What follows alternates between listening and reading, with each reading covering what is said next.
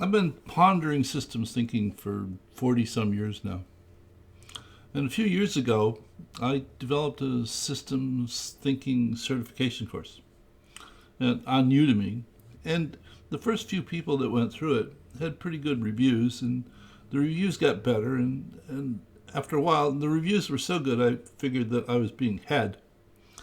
And that aside, it wasn't long before a couple people went through the course, and when they were done, they said, okay, this is great. Now, how do I sell systems thinking to my organization?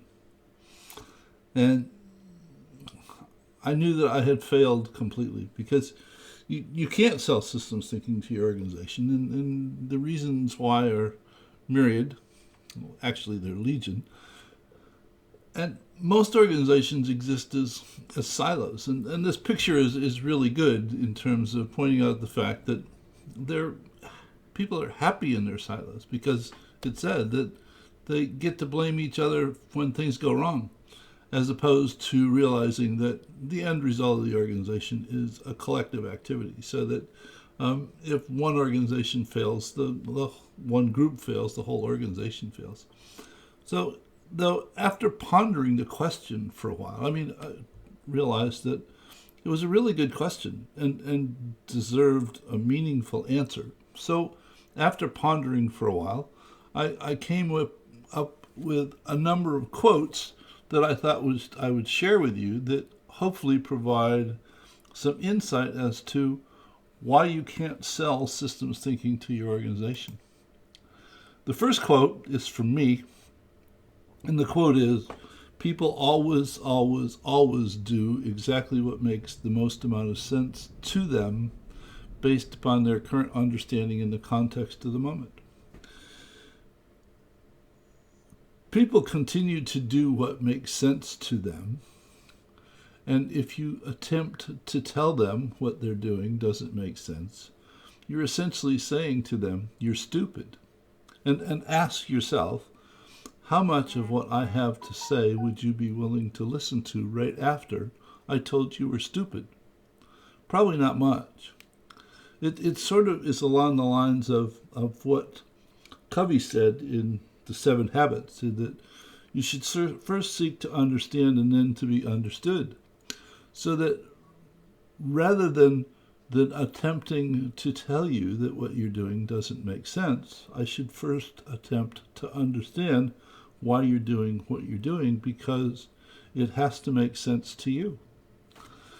From there was a comment or a quote by Spencer Johnson in The 1 Minute Salesperson, which said, while almost everyone loves to buy, almost no one likes to be sold. If you've ever been wandering around in a department store, if there's probably still some of those around, and a clerk walks up to you and says, may I help you? The typical response is, no, I'm just looking, or something similar. Though, have you contemplated why that's the response? In asking you if you need help, hasn't the clerk simply discounted your sense of self, implying that you need help? Typically, the story that runs through one's head, usually subconsciously, is, how can this person be so presumptuous as to believe that I need help? I'm perfectly capable of helping myself. So when we try and convince other people of things, aren't we essentially selling them? First, telling them that what they currently think isn't very smart, and we're smarter than they are. And as such, are they likely to listen? Because we're selling. Whereas in numerous instances, they would be more than happy to buy if it was something that made sense to them. Then the next thing that came to mind was from the movie Fight Club. And the first rule of Fight Club is not to talk about Fight Club. Over many years, there was an endeavor to teach people about systems thinking, which was actually selling. And I realized that the first rule of systems thinking is probably not to talk about systems thinking. There needs to be an approach that allows people to understand the sensibility of something from their perspective and an eagerness on their part to buy. And if I simply go to somebody and say, you know, you're really stupid, you need to learn systems thinking so you can think better, I'm probably not likely to make much progress. And neither is anyone else. So I currently contend that the first rule of systems thinking is not to talk about systems thinking. And as to where that leaves you, I'll let you know in a moment. Buckminster Fuller commented that it makes no sense whatsoever to fight the system. If you want people to think differently, you need to give them a tool that enables them to think differently, and over time they will.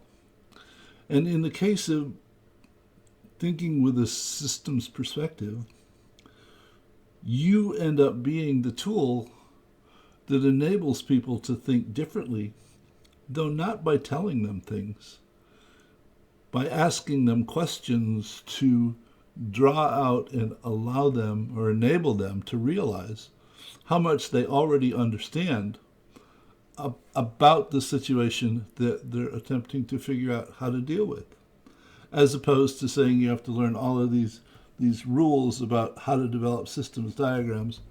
It's way simpler than that. It's just about relationships and their implications. So there's a quote from Lao Tzu about the leader is best when he interacts with people in a way that honors them and speaks little. And when his aims are fulfilled, people tend to say, we did it ourselves. So that it used to be that people asked me what I did, and as I began to tell them about systems thinking, you could see their eyes glaze over as they were asking themselves, why did I ask, and how the hell do I get him to stop? And once I finally realized that I was actually, as Pogo said, we have met the enemy and he is us. You know, I was part of the problem. I no longer attempt to talk to people about systems thinking. People ask me what I do, and I tell them that I work with people to develop understanding through stories about relationships and their implications. Of course, the next comment is usually, well, doesn't that sort of apply to everything? And the answer is yes. That's the curse. I find it really difficult to stay focused because everything is amazingly interesting because of the nature of relationships and their implications. So by simply asking questions about what does this influence and what influences this, and continue to follow the relationships to understand all of the relevant relationships to what one is currently endeavoring to understand, one doesn't have to talk about a lot of rules and approaches and things like that. It's simply two questions about what does this influence and what influences this.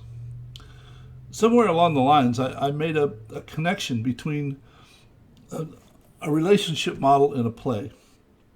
If you go to the play and you sit there and you watch the relationship between the actors unfold from one act to another, at the end of the play, you leave the theater with the story in mind, because it's, as Bateson said, it's the pattern that connects.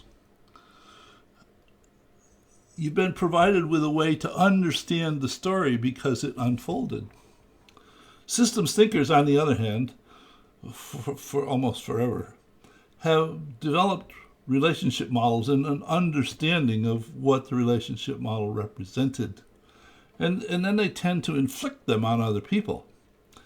I say it's akin to having the playwright walk up to someone and handing them the script for the play and 5 minutes later asking them what they think. There's just no way for one to comprehend what the script says in 5 minutes. because they hasn't been offered to them in a way that makes it easy to understand. That's why stories are so meaningful, because it provides a way to understand, and relationship models are really meant to be unfolded as stories. I used to spend a lot of time developing relationship models, and I could tell, after a while, when I finally got the message, that I would send them to other people, and after the model made their head hurt for a while, they'd send it back and they'd say something like, well, that's nice. What they really wanted to say is, why'd you send this to me? The reason for sending a relationship model to someone else and unfolding it as a story so that they understand the story is in the hopes that they will ask questions that you didn't think to ask, so that between the two of you, there's a potential to enhance or develop or evolve the set of relationships to provide a basis for better understanding. So at this point, this postscript to the original Systems Thinking certification course is simply a state of understanding that we work to develop an understanding of relationships and their implications. And it's amazingly straightforward and easy, and one doesn't have to learn a whole set of rules to do it. So, hope you found this interesting, and I'll see you in another video soon. Bye.